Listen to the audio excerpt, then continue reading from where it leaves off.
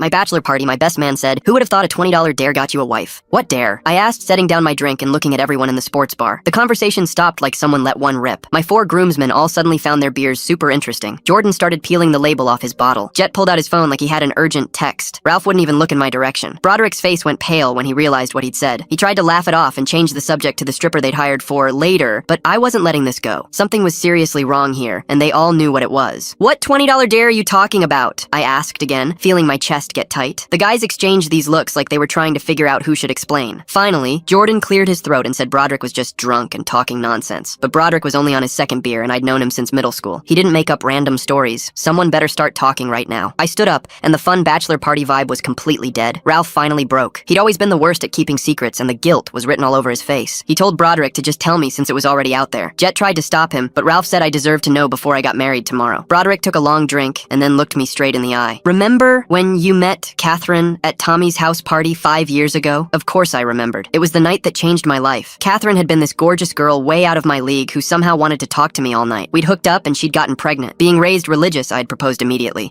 and we'd been together ever since. Our daughter Bianca was 4 now, and the light of my life. Catherine was there with us originally, Broderick continued. She'd been hanging around our group for weeks trying to hook up with one of us. She had this thing for athletes. My stomach was starting to turn. In college, Broderick, Jordan, Jet, and Ralph had all been on the basketball team. I was just the nerdy engineering major who helped them pass calculus. They'd brought me to parties sometimes, but I was never really part of their crew. She kept striking out with us, so we started joking around. Jet said she'd probably screw anyone at that point. Then Jordan dared her to prove it. Broderick couldn't even look at me anymore. "Prove what?" But I already knew where this was going. "We pointed you out. You were sitting alone in the corner reading something on your phone at a party. We said $20 if she'd sleep with someone that fugly." The words came out fast, like he was ripping off a Band-Aid. The room spun a little bit. Catherine hadn't been interested in me at all. "She did it for $20? Jet jumped in, trying to do damage control. "It wasn't like that, man. She actually ended up liking you. The pregnancy wasn't part of the plan. You got a hot wife and a kid. Catherine seems happy. We figured no harm done." I punched Broderick so hard he fell off his bar stool and left.